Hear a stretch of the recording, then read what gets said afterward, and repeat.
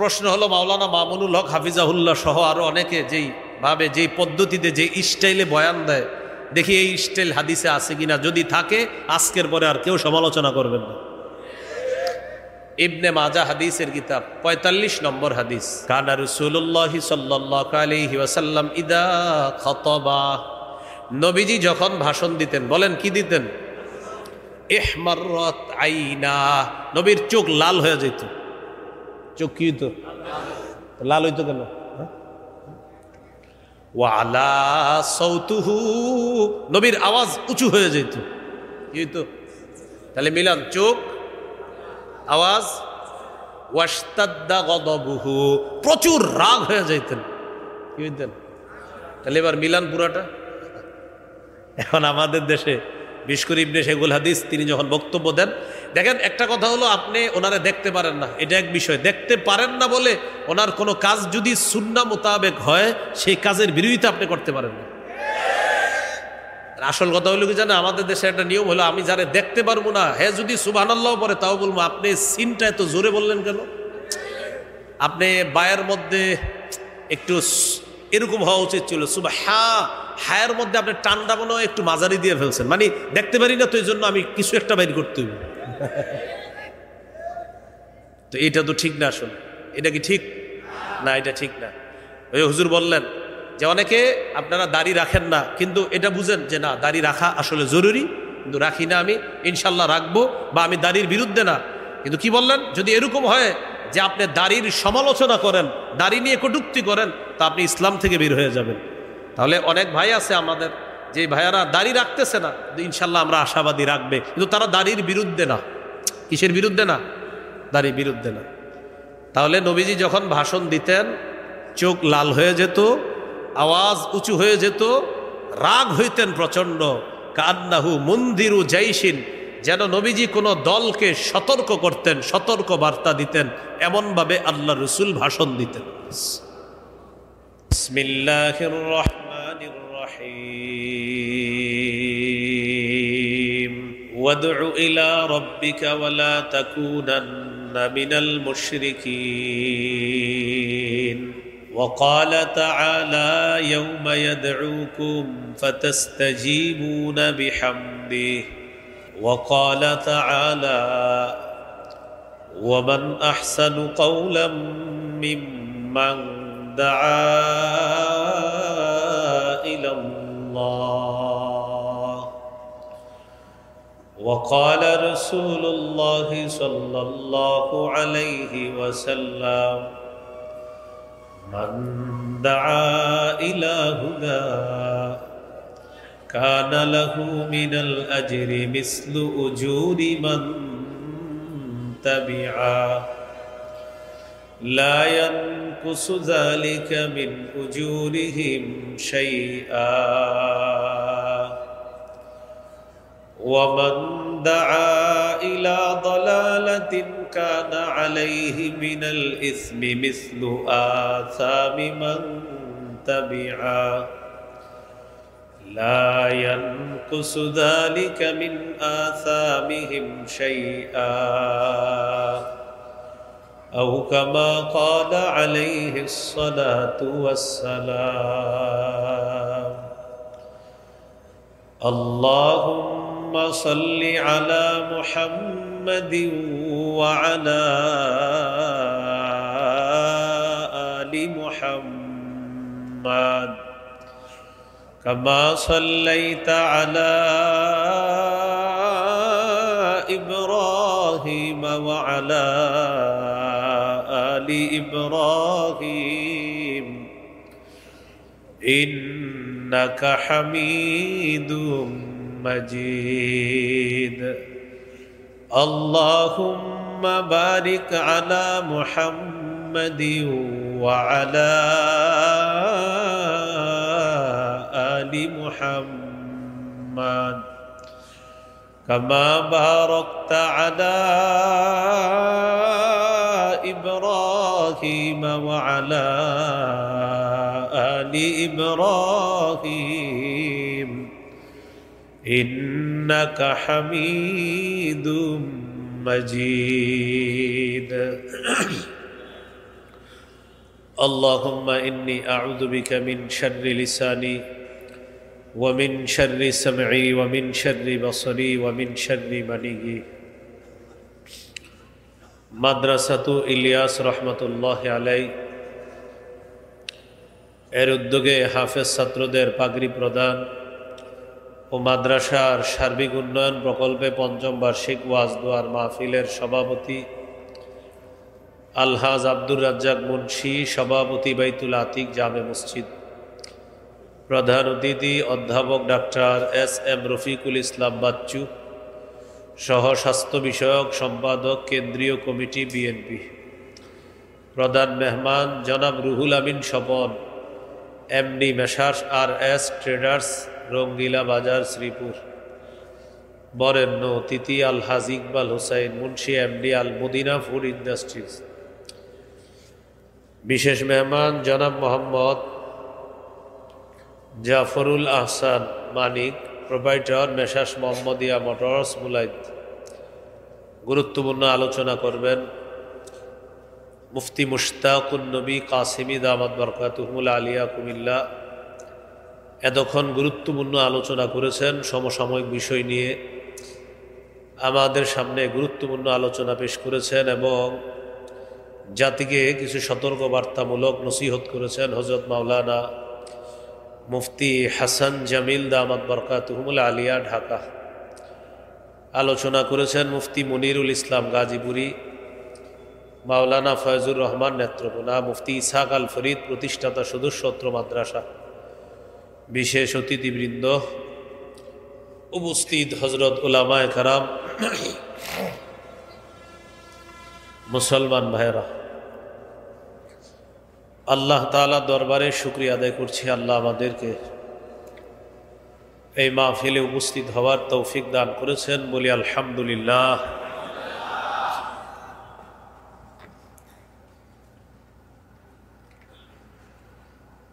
আমি আপনাদের সামনে সূরাতুল কসসের ৮৭ নম্বর আয়াতে কারিমা তেলাওয়াত করেছি। এই আয়াতে আল্লাহ তাআলা বলেন, ওয়াদউ ইলা রাব্বিকা, আপনি আপনার রবের দিকে আহ্বান করেন, দাওয়াত দেন। আলোচ্য বিষয় দাওয়াত। আলোচ্য বিষয় কি? দাওয়াত। দাওয়াতের আলোচনা আমরা কয়েকটি অংশে শুনব। ১ নম্বর, দাওয়াতের আবিধানিক পারিভাষিক অর্থ। দাওয়াতের আবিধানিক অর্থ আর নিদা, আহ্বান করা, ডাকা। যেমন সূরা বানী ইসরাঈলের ৫২ নম্বর আয়াতে আল্লাহ তাআলা বলেন, ইয়াউমা ইয়াদউকুম, এদিন তিনি তোমাদেরকে আহ্বান করবেন, ডাকবেন।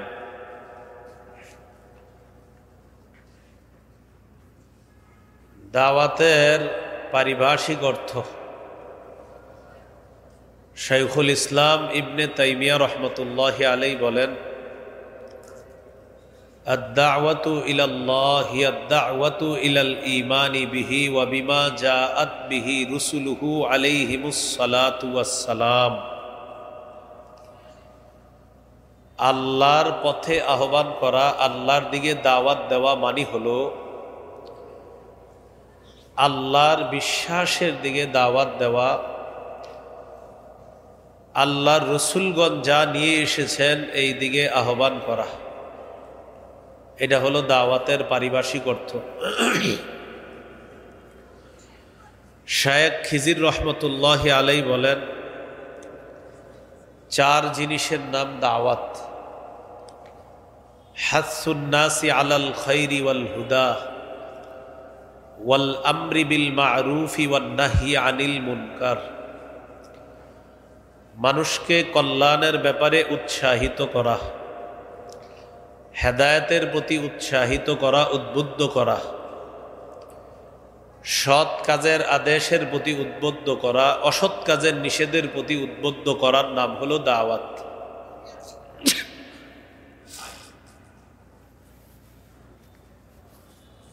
এইগুলো 1 নম্বর আলোচনা, দাওয়াতের আবিধানিক পারিভাষিক অর্থ। 2 নম্বর আলোচনা, দাওয়াতের বিষয়বস্তু। দাওয়াতের বিষয়বস্তু হলো পূর্ণাঙ্গ জীবন বিধান ইসলাম। পুরা ইসলামটাই দাওয়াতের বিষয়বস্তু। সূরা আলী ইমরানের 19 নম্বর আয়াতে আল্লাহ বলেন,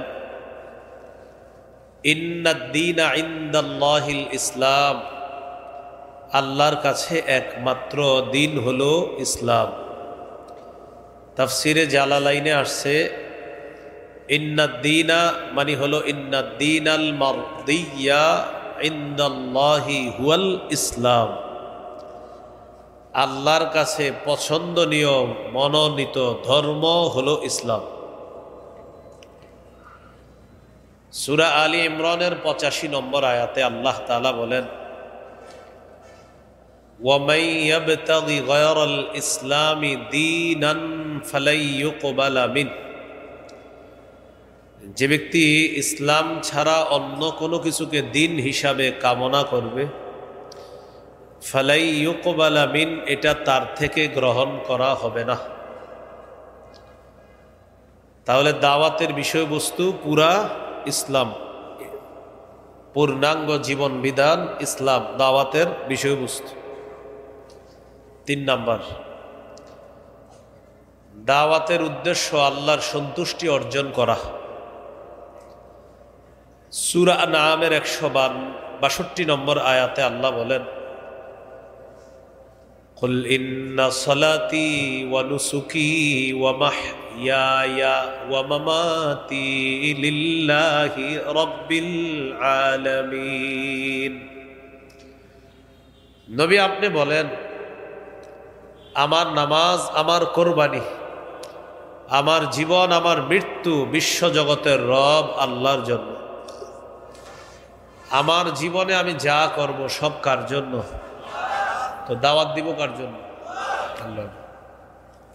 তাহলে দাওয়াত মানে আল্লাহর সন্তুষ্টি অর্জন করা, এটা উদ্দেশ্য দাওয়াতের। নাসাইর হাদিস 3140 নম্বর হাদিস। এই হাদিসের মধ্যে আছে, قال رسول الله صلى الله عليه وسلم إن الله لا يقبل من العمل إلا ما كان له خالصا। আল্লাহ তাআলা ততক্ষণ বান্দার আমল কবুল করেন না যতক্ষণ এই আমল ইখলাসের সাথে না হবে, ততক্ষণ এই আমল আল্লাহ কবুল করেন না। তাহলে দাওয়াতের উদ্দেশ্য আল্লাহর সন্তুষ্টি অর্জন করা। 4 নাম্বার আলোচনা, দাওয়াতের গুরুত্ব। দাওয়াতের গুরুত্ব বোঝার জন্য এতটুকুই যথেষ্ট, আল্লাহ নিজেই দাওয়াত দেন। আল্লাহ তাআলা বলেন, ওয়াল্লাহু ইয়াদউ ইলা দারিস সালাম, আল্লাহ শান্তির ঘরের দিকে আহ্বান করেন। দারুস সালামের দিকে আল্লাহ দাওয়াত দেন, শান্তির ঘরের দিকে আল্লাহ দাওয়াত দেন, শান্তির বাড়ির দিকে আল্লাহ দাওয়াত দেন। অন্য আয়াতে আছে, ওয়াল্লাহু ইয়াদউ ইলাল, ভাই আওয়াজ আগেরটাই ঠিক আছে, বাড়ায়েন না, ওই মাইক নেন, আওয়াজ বাড়ায়েন না। ওয়াল্লাহু ইয়াদউ ইলাল জান্নাতি ওয়াল মাগফিরাহ, আল্লাহ জান্নাতের দিকে আহ্বান করেন, ক্ষমার দিকে আহ্বান করেন, ক্ষমার দিকে ডাকেন। আল্লাহ ডাকেন জান্নাতের দিকে, আল্লাহ ডাকেন ক্ষমার দিকে।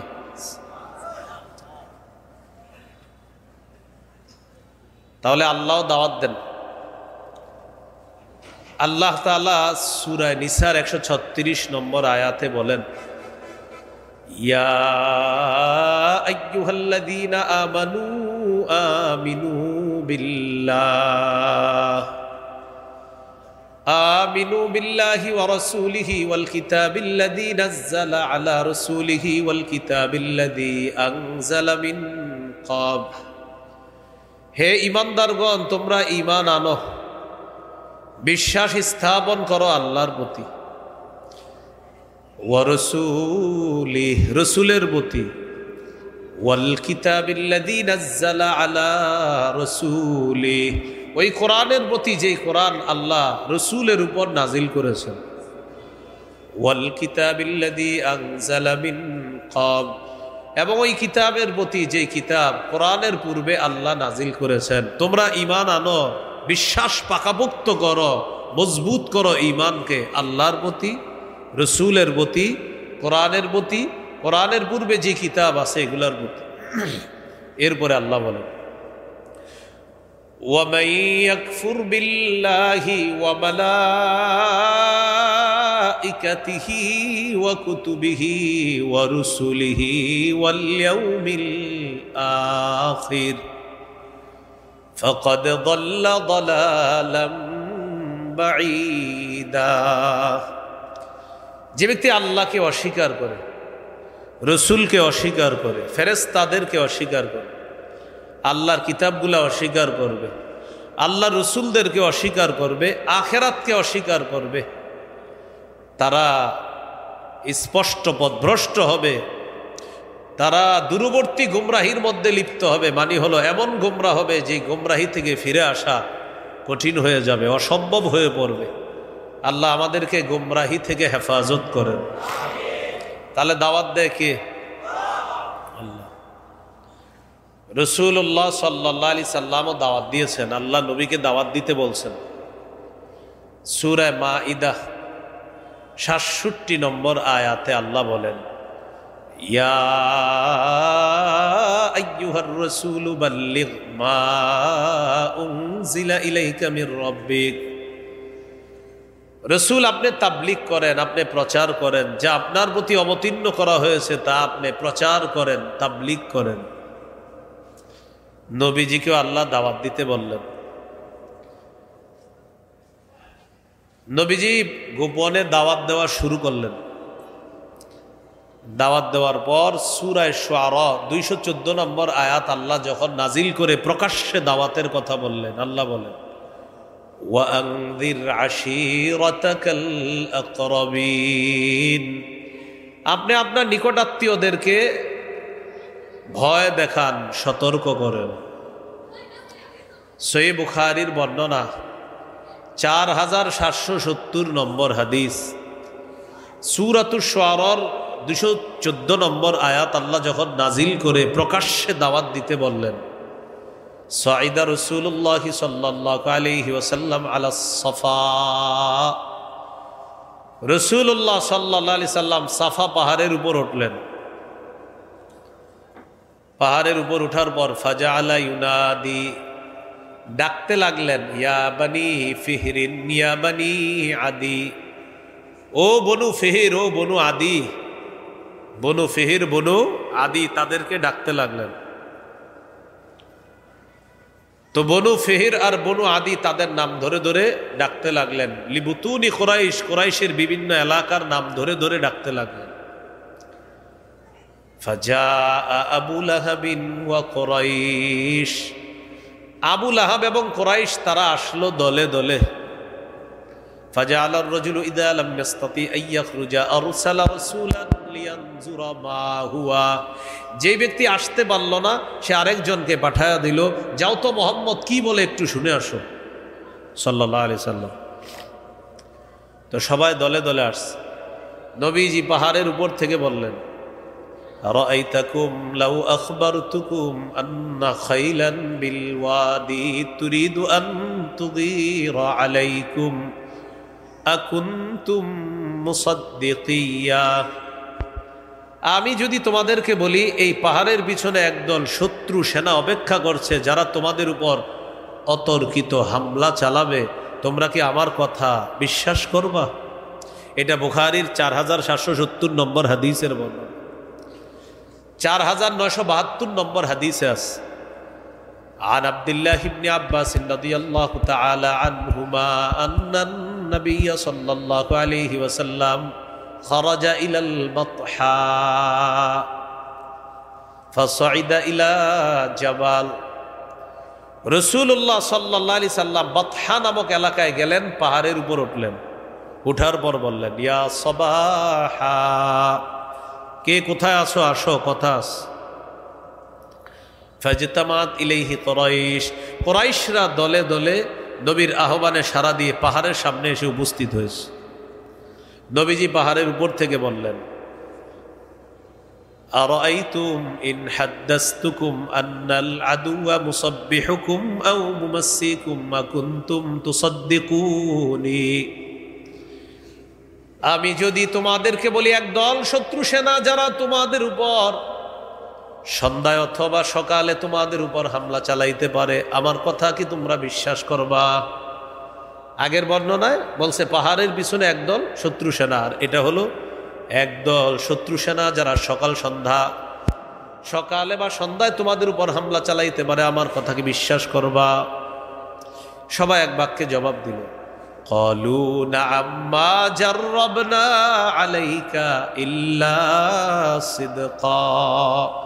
অবশ্যই আমরা বিশ্বাস করব, আমরা যাচাই বাছাই করে দেখেছি, তুমি কখনো সত্য ছাড়া মিথ্যা বলো না, তুমি জীবনে যা বলো সব সত্য কথা। তো এই কথা বলার পর রাসূল সাল্লাল্লাহু আলাইহি সাল্লাম বললেন, যেহেতু আমি সব সত্য কথা বলি, তাহলে শোনো, ফাইন্নী নাযীরুল লাকুম বাইনা ইয়াদাই আযাবিন শাদীদ। আমি তোমাদেরকে কঠিন আযাবের ভয় দেখাই। আল্লাহকে আল্লাহ মানো, যদি না মানো তোমাদের উপর কঠিন আযাব আসবে, আমার কথা মেনে নাও। যদি না মানো তোমাদের উপর কঠিন আযাব আসবে, সে আযাব কঠিন হবে। আল্লাহকে আল্লাহ মেনে নাও, যদি না মানো তাহলে কঠিন আযাব তোমাদেরকে পাকড়াও করে। এই কথা বলার পর আবু লাহাব বলল, তাব্বান লাকা সাইরাল ইয়াউম আলিহাদা জামাআতানা। মুহাম্মদ, তুমি আমাদেরকে এই কারণে ডাকছো, তোমার পুরাটা দিন ধ্বংস হোক। নাউজুবিল্লাহ। তখন আল্লাহ তাআলা আয়াত নাজিল করলেন, তাব্বাত ইয়াদা আবি লাহাবি ওয়া তাব। আমার নবী ধ্বংস হবে না, আবু লাহাবের দুই হাত ধ্বংস, সে নিজেও ধ্বংস। বলি নাউজুবিল্লাহ। প্রকাশ্যে দাওয়াত দেওয়া শুরু করলেন। সহিহ বুখারীর বর্ণনা 2753 নম্বর হাদিস, 2753। قال رسول الله صلى الله عليه وسلم اشتروا أنفسكم। হে কুরাইশ সম্প্রদায়, তোমরা নিজেদেরকে আগুন থেকে বাঁচাও। فإني لا أغني عنكم من الله شيئا। আল্লাহর আযাবের মোকাবেলায় আমি তোমাদের কোনো উপকার করতে পারবো না। ওয়া বানি আব্দি মানাফ, ও বনু আব্দি মানাফ, আগুন থেকে নিজেদেরকে বাঁচাও। ফাইন্নী লা উগনি আনকুম মিনাল্লাহি শাইআ। আল্লাহর আযাবের মোকাবেলায় আমি তোমাদের কোনো উপকার করতে পারবো না। এরপর বললেন, ইয়া আব্বাস ইবনে আব্দুল মুত্তালিব, ও নবীর চাচা আব্বাস, মানে নিজের চাচাকে ডেকে বললেন, আপনি আমার চাচা, নিজেকে আগুন থেকে বাঁচান। ফাইন্নী লা উগনি আনকা মিনাল্লাহি শাইআ। আমি আপনাকে আল্লাহর আযাবের মোকাবেলায় কোনো উপকার করতে পারবো না। ইয়া সফিয়াতা আম্মাতা রাসূলিল্লাহি সাল্লাল্লাহু আলাইহি ওয়াসাল্লাম, ও আমার ফুফু সফিয়া, আপনি আমার ফুফু, আমি আপনার ভাতিজা, আগুন থেকে নিজেকে বাঁচান। আমি কিন্তু আল্লাহর আযাবের মোকাবেলায় আপনার কোনো উপকার করতে পারবো না। নিজের কলিজার টুকরা ফাতেমা রাদিয়াল্লাহু তাআলা আনহাকে ডেকে বললেন, ইয়া ফাতিমা বিনতা মুহাম্মাদিন সাল্লাল্লাহু আলাইহি ওয়াসাল্লাম, ও মুহাম্মদের মেয়ে ফাতেমা সাল্লাল্লাহু আলাইহি ওয়াসাল্লাম, আনকিদি নাফসাকি মিনান নার, আগুন থেকে নিজেকে বাঁচাও। ফাইন্নী লা উগনি আনকি মিনাল্লাহি শাইআ। আল্লাহর আযাবের মোকাবেলায় আমি তোমার কোনো উপকার করতে পারবো না, বাঁচাও। প্রকাশ্যে দাওয়াত শুরু করে দিলেন। তাহলে আমাদের নবীও দাওয়াত দিছে, মনে আসেনি? 3 নাম্বার আলোচনা চলতেছে, দাওয়াতের গুরুত্ব। আল্লাহ দাওয়াত দিয়েছে, আমাদেরকে দাওয়াত দেন, ডাকেন, আহ্বান করেন জান্নাতের দিকে। নবীও দাওয়াত দেন। ওলামায়ে কেরাম আপনাদের সামনে কথা বলে, আমার আগে হযরত মাওলানা মুফতি হাসান জামিল সাহেব হুজুর কথা বলছে, কত সুন্দর সুন্দর কথা। চার শ্রেণী মানুষ কি সুন্দর করে ব্যাখ্যা দিলেন। এই যে কথাগুলো বললেন এটাও দাওয়াত। قال رسول الله صلى الله عليه وسلم مثل الذي يتعلم العلم ثم لا يحدث به كمثل الذي يكنز الكنز ثم لا ينفق منه। কোন ব্যক্তি যদি ইলম অর্জন করে, করার পর যদি ইলম প্রচার না করে, দাওয়াতের কাজ যদি না করে, প্রচার প্রসারের কাজ, তাবলীগের কাজ যদি না করে, সে ওই ব্যক্তির মতো হয়ে যাবে যে ব্যক্তি টাকা সঞ্চয় করলো কিন্তু খরচ করে না।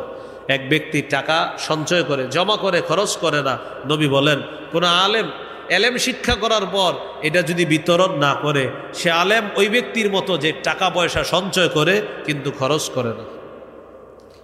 তা উলামায়ে কেরামের দায়িত্ব, তারা যা জানে এটা অন্যকে জানায় দিতে হবে। এখান থেকেও বুঝে আসে তাবলীগের, দাওয়াতের কতটা গুরুত্ব। আল্লাহ আমাদেরকে গুরুত্ব বুঝে দাওয়াতের কাজ করার তৌফিক দান করেন। এই গেল 4 নাম্বার কথা। 1 নাম্বার আবিধানিক পারিভাষিক অর্থ, 2 নাম্বার বিষয়বস্তু, 3 নাম্বার গেল উদ্দেশ্য, 4 নাম্বার গেল দাওয়াতের গুরুত্ব, 5 নাম্বার দাওয়াতের পদ্ধতি। বলেন দাওয়াতের কি গুরুত্বপূর্ণ আলোচনা। 1 নাম্বার পদ্ধতি, কৌশলে দাওয়াত দেওয়া। প্রিয় ভাইয়ারা, কিভাবে দাওয়াত দেওয়া? সূরা নাহাল 125 নম্বর আয়াত, 14 পারা 20 নম্বর পৃষ্ঠা আল্লাহ বলেন, উদউ ইলা সাবিলি রাব্বিকা বিল হিকমাতি ওয়াল মাউইযাতিল হাসানাহ ওয়াজাদিলহুম বিল্লাতী হিয়া আহসান। নবী, আপনি আপনার রবের রাস্তায় দাওয়াত দেন কৌশলের সাথে, উত্তম ওয়াজের মাধ্যমে আপনি দাওয়াত দেন। ওয়াজাদিলহুম বিল্লাতী হিয়া আহসান, আপনি বাতিলদের সাথে উত্তম পন্থায় মোকাবেলা করেন। তাহলে কৌশলে দাওয়াত দেওয়া। বলেন কিভাবে দাওয়াত দেওয়া? 2 নাম্বার, নরম ভাষায় দাওয়াত দেওয়া। নরম ভাষায়, ভাই আসেন আসেন, নামাজে আসেন। এই মিয়া তো বেডের করবেন না, জানতো তা আবার বলবেন ভাই আসেন না, 10 মিনিট পরে আসেন, যান 10 মিনিট পরে আবার যাবেন, ভাই চলেন, এখন ব্যস্ত আছি, 1 ঘন্টা পরে আসেন। 1 ঘন্টা পরে গিয়ে বলবেন ভাই পায়ে পড়ি, চলেন না নামাজ। এইভাবে নরম ভাষায় দাওয়াত দিতে হবে। আর ঘটনাচক্রে যদি আপনার দাওয়াতে ওই লোকটা নামাজি হয়েই যায়, এটাই আপনার নাজাতের জন্য যথেষ্ট হয়ে যেতে পারে। নরম ভাষায় দাওয়াত দেওয়া। সূরা তাহা 42, 43, 44 নম্বর আয়াতে আল্লাহ বলেন, ইযহাব আনতা ওয়া আখুকা বিআয়াতি ওয়ালা তানিয়া ফি যিকরি। মুসা নবীকে আল্লাহ বলেন, আপনি এবং আপনার ভাই আমার আয়াতগুলা নিয়ে যান। ওয়ালা তানিয়া ফি যিকরি, আমার নিদর্শন নিয়ে আপনারা যান, আমাকে স্মরণ করার ক্ষেত্রে অলসতা করবেন না। ইযহাবা ইলা ফিরআউনা ইন্নাহু তাগা, আপনারা 2 জন ফেরাউনের কাছে যান। ফেরাউন নাফরমানি করেছে, সীমা লঙ্ঘন করেছে। ফাকুলা লাহু কাওলাল লায়্যিনাল লাআল্লাহু ইয়াতাযাক্কারু আও ইয়াখশা, আপনারা 2 জন ফেরাউনের সাথে নরম ভাষায় কথা বলবেন, নরম ভাষায় দাওয়াত দিবেন। হয়তো ফেরাউন উপদেশ গ্রহণ করবে, না হয় ভয় করবে। বলেন তো কোন ভাষায় কথা বলতে বলছে আল্লাহ? তাহলে দাওয়াতের 2 নম্বর পদ্ধতি নরম ভাষায় দাওয়াত দেওয়া। 3 নম্বর কথা, বলেন কর্কশ ভাষী না হওয়া। বলেন সবাই বলেন, কি ভাষী না হওয়া? কর্কশ ভাষী না হওয়া। এখন মনে করেন আমি দাওয়াতের কাজ করতে গিয়ে বললাম, ওলামায়ে কেরাম যদি আমাদের কথা সোজাভাবে মানে ভালো কথা, না মানলে কেমনে মানান যায় আমরা জানি। এটা কি কোনো কথা হইল? মনে করেন কেউ বলল যে আমরা তাদেরকে বলেছি, তারা যদি মানে ভালো কথা, না মানলে কিভাবে মানাবো এই নিয়ম আমগো জানাস। তো এটা কি সুন্দর দাওয়াতের ভাষা হলো? এটা দাওয়াতের ভাষা না। কর্কশ ভাষী না হওয়া, কঠিন হৃদয়ের অধিকারী না হওয়া।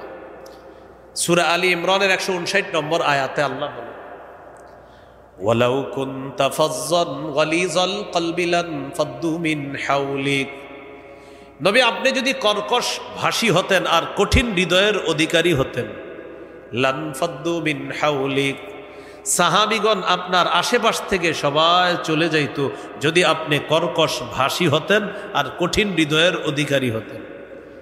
তাহলে কর্কশ ভাষী হওয়া যাবে না। যিনি দাওয়াত দিবে, দায়ী হবে দাওয়াতের কাজ যিনি করবে, তিনি কর্কশ ভাষী হওয়া যাবে না।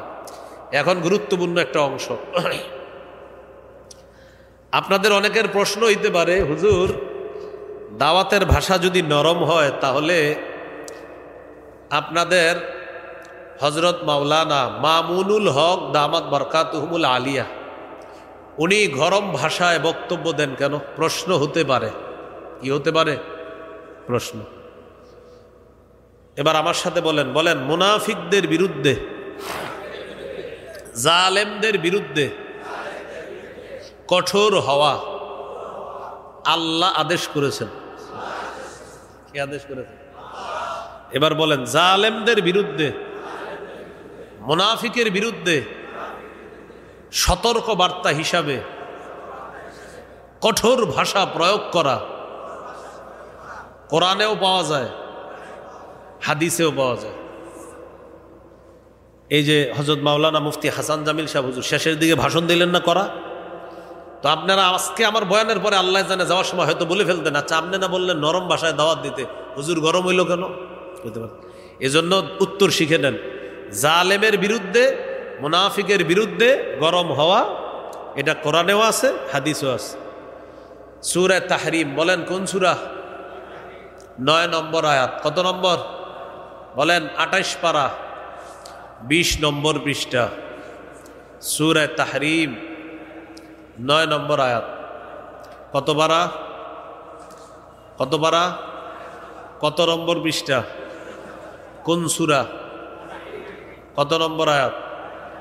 এই আয়াতে আল্লাহ বলেন, ইয়া আইয়ুহান নাবিয়্যু জাহিদিল কুফফারা ওয়াল মুনাফিকিনা ওয়াগলুজ আলাইহিম।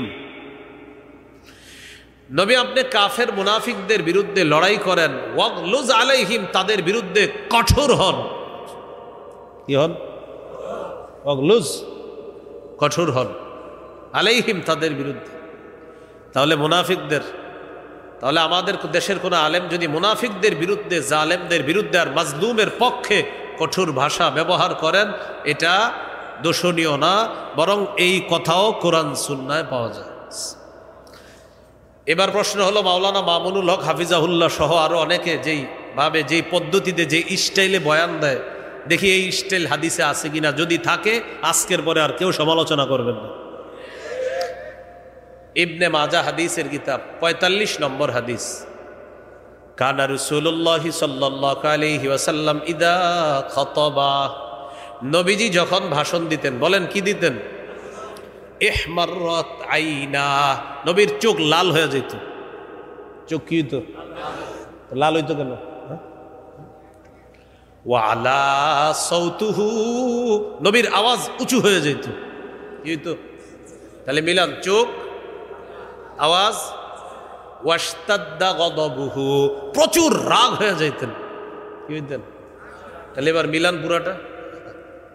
এখন আমাদের দেশে বিশকুর ইবনে শেখুল হাদিস তিনি যখন বক্তব্য দেন, দেখেন একটা কথা হলো, আপনি ওনারে দেখতে পারেন না, এটা এক বিষয়। দেখতে পারেন না বলে ওনার কোনো কাজ যদি সুন্নাহ মোতাবেক হয়, সেই কাজের বিরোধিতা আপনি করতে পারেন না। আসল কথা হলো কি জানে, আমাদের দেশে একটা নিয়ম হলো, আমি যারে দেখতে পারবো না, হ্যাঁ যদি সুবহানাল্লাহ পরে তাও বলবো, আপনি সিনটা এত জোরে বললেন কেন? আপনি বায়ের মধ্যে একটু এরকম হওয়া উচিত ছিল, হায়ের মধ্যে আপনি টান্ডা মনে হয় একটু মাঝারি দিয়ে ফেলছেন, মানে দেখতে পারি না তো এই জন্য আমি কিছু একটা বাইর করতে হবে। তো এটা তো ঠিক না। আসলে এটা কি ঠিক না? এটা ঠিক না। ওই হুজুর বললেন যে অনেকে আপনারা দাড়ি রাখেন না, কিন্তু এটা বুঝেন যে না, দাড়ি রাখা আসলে জরুরি, কিন্তু রাখি না, আমি ইনশাল্লাহ রাখবো, বা আমি দাড়ির বিরুদ্ধে না। কিন্তু কি বললেন, যদি এরকম হয় যে আপনি দাড়ির সমালোচনা করেন, দাড়ি নিয়ে কটূক্তি করেন, তা আপনি ইসলাম থেকে বের হয়ে যাবেন। তাহলে অনেক ভাই আছে আমাদের, যে ভাইয়ারা দাড়ি রাখতেছে না, ইনশাল্লাহ আমরা আশাবাদী রাখবে, কিন্তু তারা দাড়ির বিরুদ্ধে না। কিসের বিরুদ্ধে না? দাড়ির বিরুদ্ধে না। তাহলে নবীজি যখন ভাষণ দিতেন, চোখ লাল হয়ে যেত, আওয়াজ উঁচু হয়ে যেত, রাগ হইতেন প্রচণ্ড, কান্নাহু মুন্দিরু জাইশিন, যেন নবীজি কোনো দলকে সতর্ক করতেন, সতর্ক বার্তা দিতেন, এমনভাবে আল্লাহ রসুল ভাষণ দিতেন। তাহলে আসেন মূল আলোচনা আবার চলে আসে। 5 নাম্বার আলোচনা চলতেছে। দাওয়াতের পদ্ধতি 1, কৌশলে দাওয়াত দেওয়া। 2, নরম ভাষায় দাওয়াত দেওয়া। 3, কর্কশ ভাষী না হওয়া। এখানে আবার শিখছি প্রয়োজনে মুনাফিকদের বিরুদ্ধে, জালেমদের বিরুদ্ধে কঠোর ভাষা প্রয়োগ করার সুযোগ আছে, এটা নিয়ম আছে। আল্লাহ কথাগুলা মনে রাখার তৌফিক দান করেন।